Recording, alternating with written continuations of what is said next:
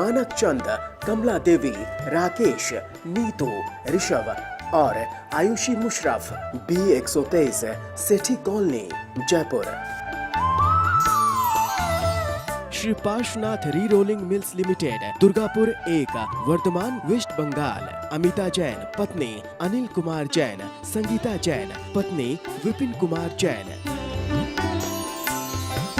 श्रीमती शशि बाला जैन, श्रेयांश जैन, श्रीमती अनुपमा जैन, शरीश जैन, श्रीमती शची जैन, चेतन Jain, Asmit Jain, 54B, नवीन नगर, सहारनपुर, उत्तर प्रदेश।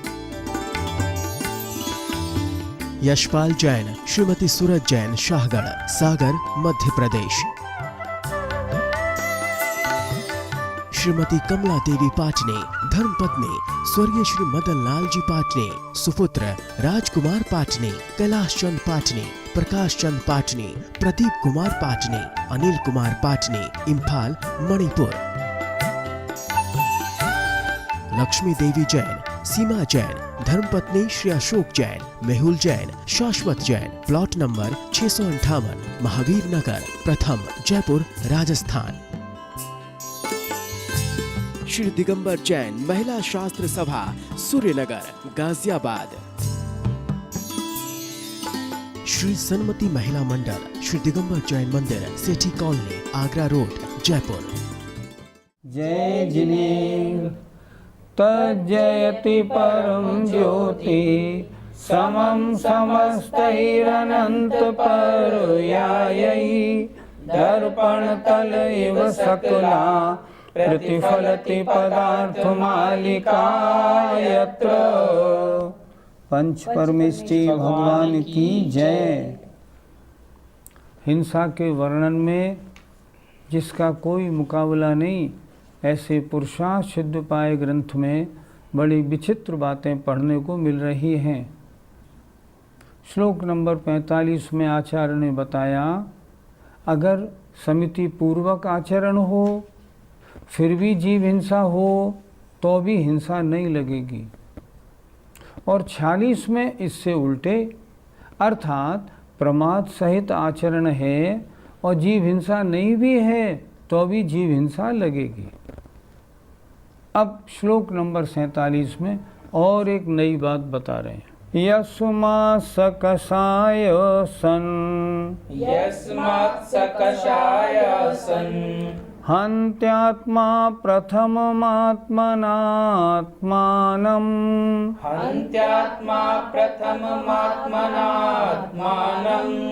पश्चाज्जायेत न वा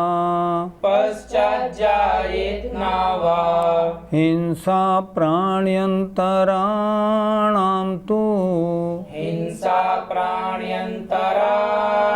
तु। बोलिए। यस्मात् सकषाय सन् हन्त्यात्मा प्रथममात्मनात्मानं, पश्चाज्जायेत न वा हिंसा प्राण्यन्तराणां तु। यस्मात् क्योंकि, सकषाय सन् कषाय सहित होता हुआ, हंति आत्मा, संधि विच्छेद करें, हंति आत्मा घात करता है आत्मा, प्रथमम पहले, आत्मना आत्मा का, आत्मानम आत्मा के द्वारा। जब किसी जीव ने अपनी आत्मा में कषायों की उत्पत्ति की तो हिंसा तो हो गई, सबसे पहले उसने अपनी हिंसा तो कर ही ली। देखें फिर एक बार, यस्मात् क्योंकि, सकषाय सन् कषाय सहित होता हुआ, आत्मा प्रथमम माने पहले, आत्मा के द्वारा आत्मा की हंति हिंसा कर लेता है। आत्मा में किसी को मारने के, पीटने के आदि विकारी भाव उत्पन्न हुए, आत्मा की हिंसा तो उसने कर ली, कार्य हो या ना हो वो बात की बात है।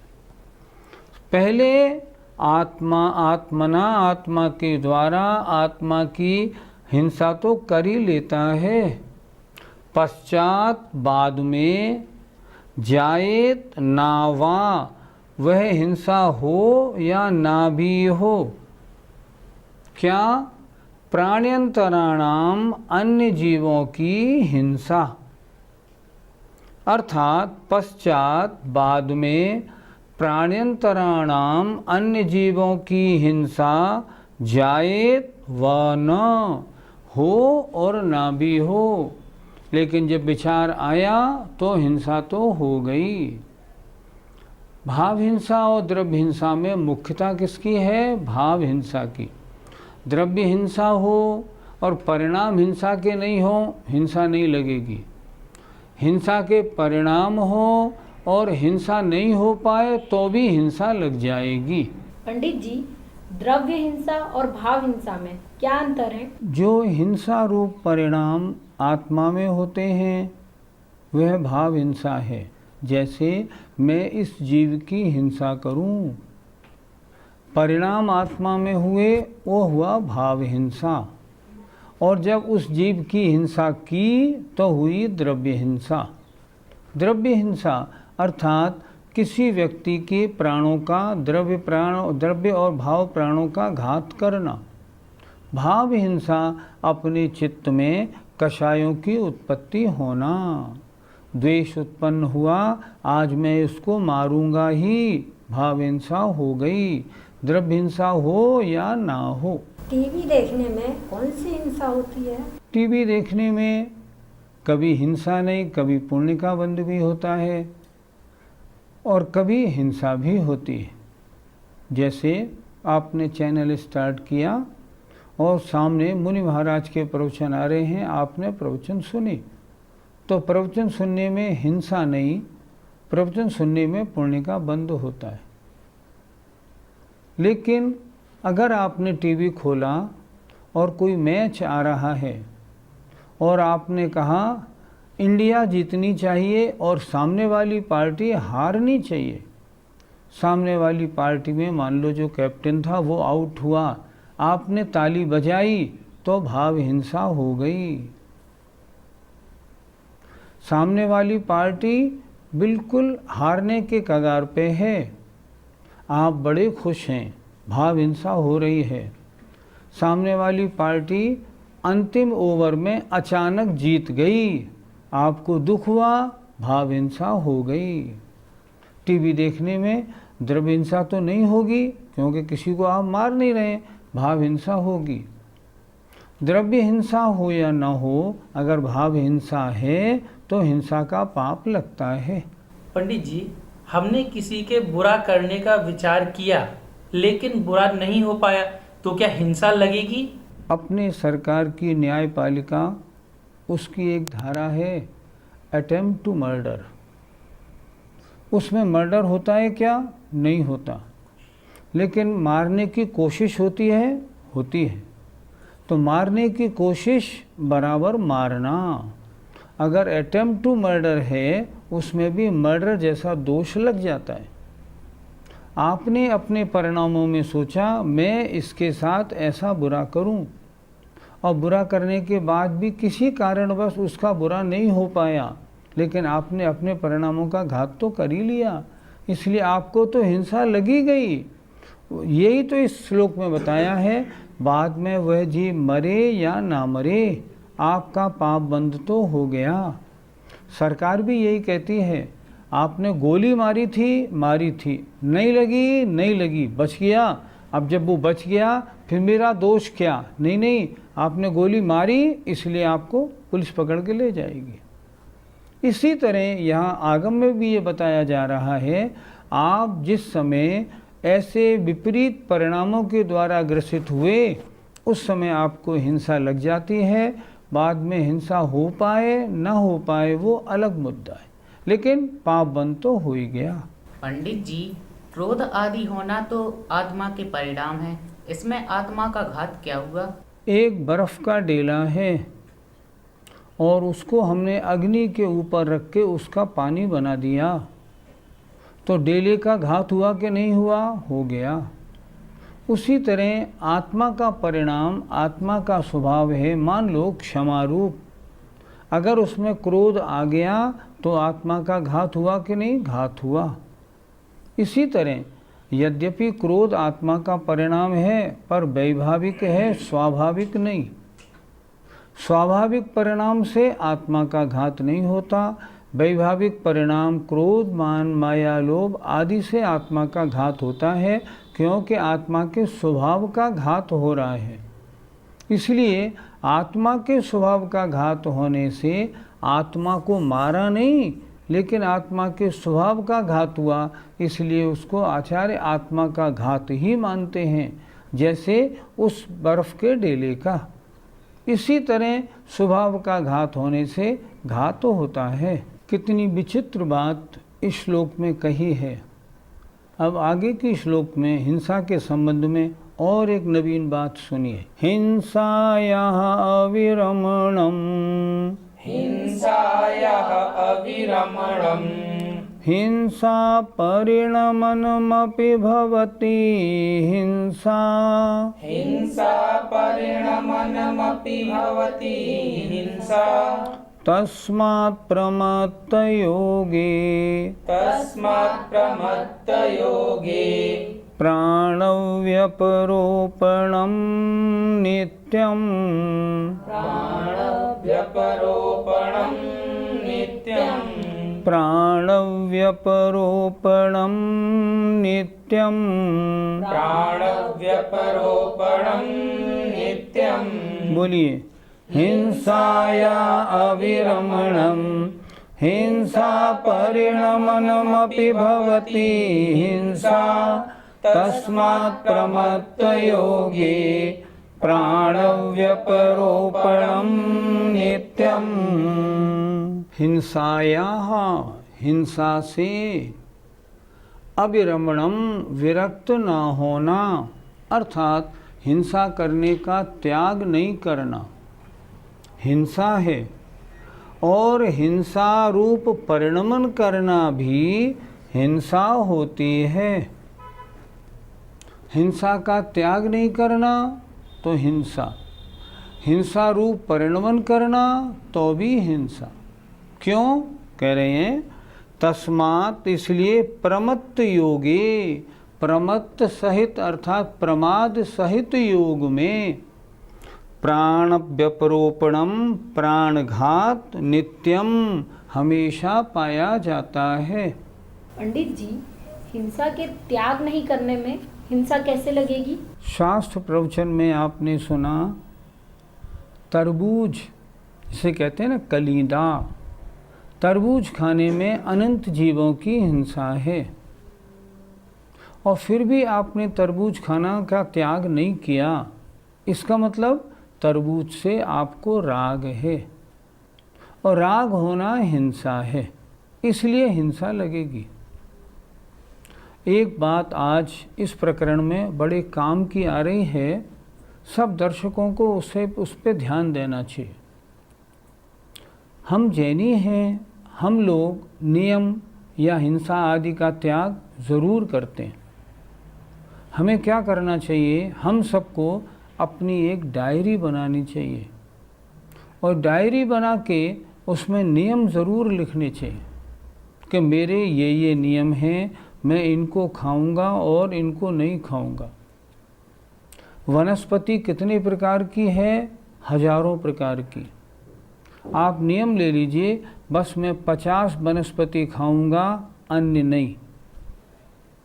अगर आपने नियम नहीं लिया, इसका मतलब आपको सारी वनस्पतियों से राग होने का दोष लगेगा, और आपने 50 वनस्पति रख के बाकी सब छोड़ दी तो बस 50 संबंधी खाने का पाप लगेगा, अन्य से कोई नहीं लगेगा। बहुत सी चीज़ें, हर तरह से आप हिंसा का जहाँ त्याग नहीं करेंगे वहीं आपको हिंसा लगेगी। मैंने बताया ना, मान लो फॉर एग्ज़ाम्पल लोग क्या कहते हैं, हम कोई शराब थोड़ी पीते हैं, हम कोई मांस थोड़ी खाते हैं, त्याग करने से क्या होता है? हम त्याग व्याग के चक्कर में नहीं पड़ते। आचार्य क्या कह रहे हैं? तुम चक्कर में मत पड़ो, लेकिन अगर तुम त्याग नहीं करोगे तुम्हें हिंसा का दोष लगेगा। क्यों लगेगा? सोचने की बात, आपने त्याग नहीं किया, इसका कारण अभी उससे आपके प्रति राग है। आपने कहा मैं प्याज नहीं खाऊंगा, ठीक, नियम ले लो प्याज नहीं खाऊंगा। अरे नहीं साहब, कभी दोस्तों के बीच में कभी खानी पड़ गई तो इसीलिए तो आपने नियम नहीं लिया। तो ये राग जो है ना, ये हिंसा में कारण है। और यदि आपने वो वस्तु छोड़ दी तो वो नियम आपके पुण्य बंध में कारण है। इसलिए पहला शब्द दिया, हिंसा का त्याग नहीं करना भी हिंसा है। नियम दिलाया जाता है, मैं भारतवर्ष के बाहर नहीं जाऊंगा। इससे क्या हुआ, मेरा दायरा छोटा हो गया। इसके बाहर किसी ने हमसे कहा वहाँ चल रहे हो, वहाँ वो प्रोग्राम है, नहीं हमें नहीं जाना। क्यों, हमारा तो नियम है। तो हिंसा कितनी कम हो गई, बहुत कम हो गई। इसलिए हम सबको क्या करना चाहिए, डायरी बनानी चाहिए। और डायरी में सब तरह का नियम, अपने खाने पीने का, पहनने ओढ़ने का, सब तरह का नियम लिख लेना चाहिए। मैं इतनी वस्तुएं खाऊंगा, इतने स्थानों पे जाऊंगा, इतना परिग्रह रखूंगा, इतनी संपत्ति कमाऊंगा, इससे ज़्यादा नहीं कमाऊंगा। अगर ऐसा कर लेता है बहुत हिंसा से बच जाता है। इस श्लोक में 2 प्रकार की हिंसा क्यों बताई है? पहली अविरमण रूप हिंसा, दूसरी परिणमन रूप हिंसा। 2 तरह की हिंसा बताई है। पहली त्याग नहीं करने रूप हिंसा और दूसरी कार्य करने रूप हिंसा। दोनों में हिंसा क्यों बताई कि राग रूप परिणाम दोनों में हैं। छोड़ क्यों नहीं रहे हैं, शायद कभी खाने का मौका पड़ जाए। कर क्यों रहे हैं, उसके बिना चैन नहीं पड़ रही है, इसलिए कर रहे हैं। इसलिए दोनों में आत्मा में राग द्वेष उत्पन्न होने के कारण दोनों कार्यों में हिंसा है। यदि राग नहीं है तो त्याग कर दो ना, कि मैं आजीवन 40 हरी खाऊंगा, इससे ज़्यादा नहीं। अरे नहीं साहब, ये तो मुश्किल है। और मुश्किल है इसका मतलब आपका राग है, राग है हिंसा है। लिखा है ना, तस्मात् प्रमत्त योगे। इसलिए प्रमाद योग होने के कारण हिंसा कही गई है। पंडित जी, कुछ व्रती लोग भोजन करने के पश्चात कायोत्सर्ग करके अगले दिन तक भोजन इत्यादि का त्याग कर देते हैं। क्या इससे कोई फायदा होता है? उनकी 24 घंटे के लिए उन सब कार्यों से विरक्ति हुई कि नहीं हुई? हुई।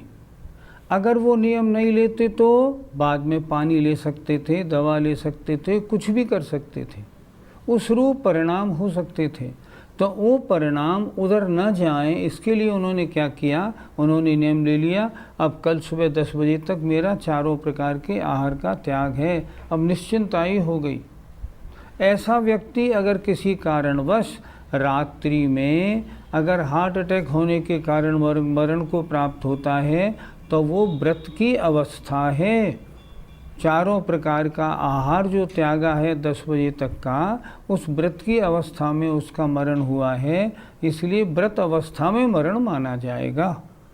इसलिए जो काम जब तक नहीं करना हो उतनी देर के लिए छोड़ दो। इससे क्या होगा, उतने समय तक के लिए उस कार्य से अपने परिणामों में विरक्ति हो जाती है। आपने नियम ले लिया, मैं 10 लक्षण पर्व में जयपुर से बाहर नहीं जाऊंगा।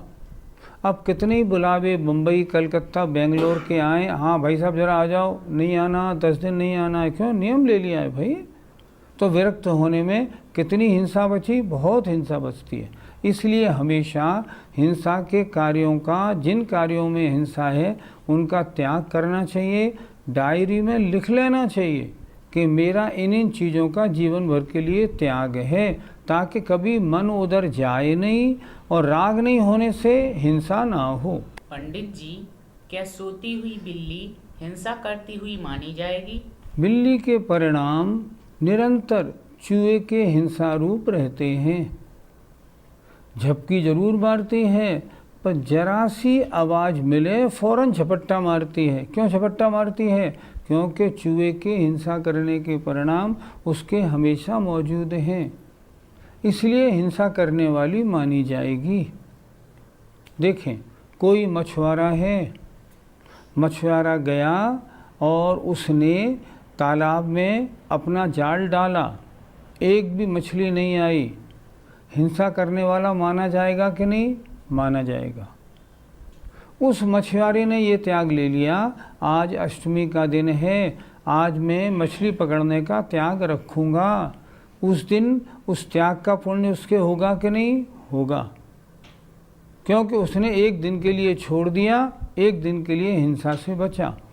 अगर वो नियम नहीं लेता है और मान लो मछली पकड़ने नहीं जाता है, तो भी त्याग ना होने के कारण कभी भी मन बन सकता है, स्मरण आ सकता है, विचार हो सकते हैं और हिंसा रूप परिणाम हो जाएंगे।